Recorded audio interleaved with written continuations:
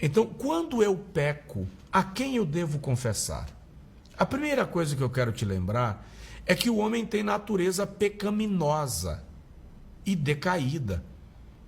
Paulo diz aos Romanos, no capítulo 5, que por um homem entrou o pecado no mundo e pelo pecado a morte. Todos os homens foram feitos pecadores.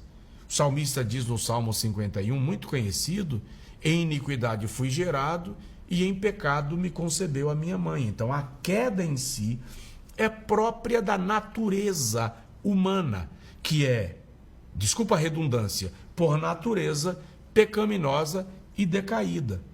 Com a queda, o primeiro sentimento é de vergonha, constrangimento, inadequação. O indivíduo que conhece a verdade e reconhece que pecou, não encontra mais o seu lugar. Não é por acaso que Adão busca folhagens para cobrir a sua nudez, bem como a nudez de Eva, tão logo os olhos de ambos são abertos. Então o sentimento de vergonha, de constrangimento consigo mesmo, com Deus, de autodecepção, é elevadíssimo. É elevadíssimo. Se esse sentimento não existe, é porque o indivíduo já chegou naquele nível de cauterização da mente, que é um nível extremamente perigoso. Dito isto, uma vez o indivíduo reconhece o pecado, nós vamos encontrar agora Paulo dizendo aos Coríntios que o Espírito Santo produz em nós a tristeza, segundo Deus, que opera para o arrependimento.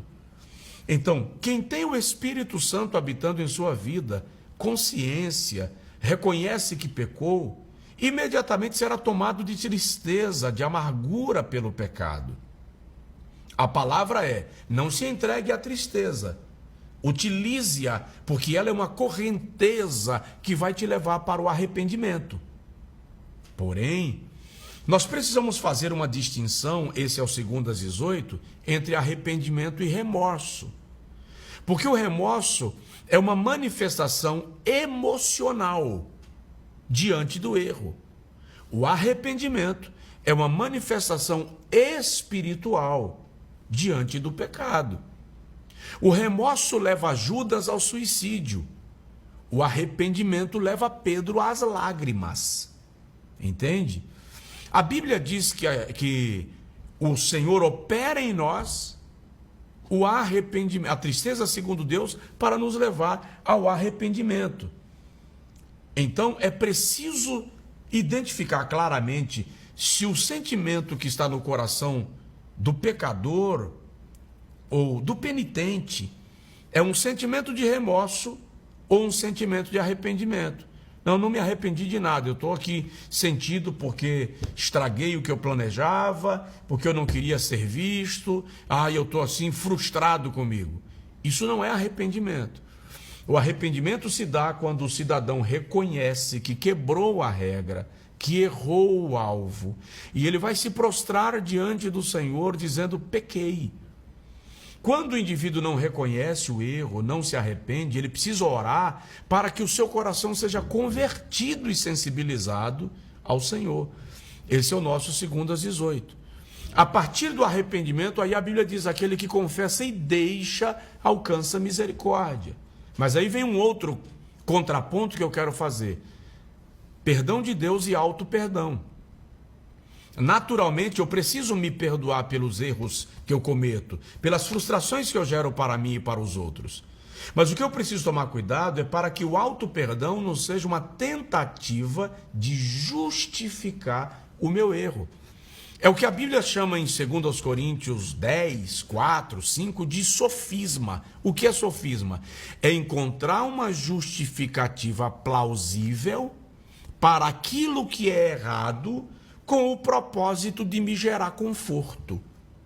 Isso é o auto-perdão desprovido do arrependimento genuíno. O remorso gera auto-perdão apenas. O arrependimento gera perdão. E quando eu reconheço que Deus me perdoou, eu tenho o princípio, o dever de me liberar da culpa. Não posso ficar ruminando um sentimento de estrago de prejuízo, de autocondenação, porque se Deus me perdoou, quem sou eu para me condenar ou para condenar o próximo? Mas é preciso que isso comece na experiência genuína do arrependimento. Aí vem a confissão. A quem eu devo confessar? Bom, biblicamente, a Deus. Ele é quem perdoa os meus pecados. É Ele quem sara as minhas transgressões e perdoa as minhas iniquidades. Salmo 103. Entretanto, o apóstolo Tiago também nos orienta que nós devemos confessar as nossas culpas uns aos outros e orarmos uns pelos outros para sermos sarados. Em quais circunstâncias eu devo confessar a minha culpa a alguém? Bom, primeiro eu preciso te lembrar que alguém não é qualquer alguém. É preciso ser alguém que tenha maturidade espiritual para te ajudar, te orientar e não te expor. Porque toda exposição é antibíblica, é antiquada, é leviana. Então você tem que fazer isso com alguém que tenha condição de te orientar espiritualmente e de te conduzir espiritualmente. Por exemplo, se o ato que você cometeu é um ato que se diz respeito apenas a você, não contaminou mais alguém, não se tornou um escândalo, por exemplo, seja ele de pequena proporção, de maior proporção, se coloca diante de Deus, confessa o teu ato. Entretanto, quando o assunto se torna de proporção que vai além de você, se tornou público. É de bom tom uma confissão pública, por uma questão de ética cristã. O escritor, o evangelista Mateus, cita palavras do Senhor Jesus, quando Jesus diz: se você vê o seu irmão pecar, chama-o, tu e ele somente, e o repreende. Aqui Jesus nos ensina a tratar o pecado do outro com reserva, com discrição. Mateus 18:15. Com discrição, sem exposição. Se ele não te ouvir, leva ainda contigo 2 ou 3. Ou seja, se o indivíduo persistiu, leva agora 2 ou 3 pessoas, uma comissão, leva testemunhas e o repreende. Versículo 17, se ele não te escutar, se ele continuar, que ele seja colocado diante da igreja. E se ainda assim continuar, que ele seja considerado não parte da comunidade cristã. Ou seja, se tornou uma situação pública, é de bom tom a manifestação desse arrependimento diante daqueles que ficaram sabendo. Queridos, eu errei, eu pequei, eu peço perdão, eu peço misericórdia, eu peço compaixão e deixa, porque é o que confessa e deixa que alcança misericórdia. Entende? Mas se é um assunto que se diz respeito a você, não atingiu outras pessoas não foram dilaceradas pelo seu equívoco, resolve isso estritamente diante de Deus. Aqui nós estamos falando de perdão de Deus, perdão das pessoas que foram feridas pelo teu ato, tá? Porque o perdão gera cura. Peça perdão e tenha a sabedoria, a diligência de caminhar debaixo da misericórdia divina. Esse é o nosso 2:18. Que Deus abençoe a sua vida. E eu concluo dizendo: nunca se coloque na condição de juiz ou julgador. Seja sempre intercessor e sacerdote. E um conselho: estabeleça alguém que seja uma autoridade espiritual para a sua vida. Não tem que ser o pastor.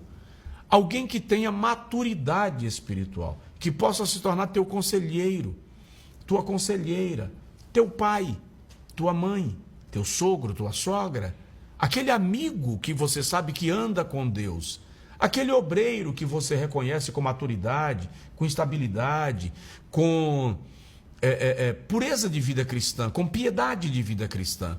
Tem alguém com quem você pede ajuda, a quem você pede oração e que vai te orientar. Que Deus abençoe, fica com Deus.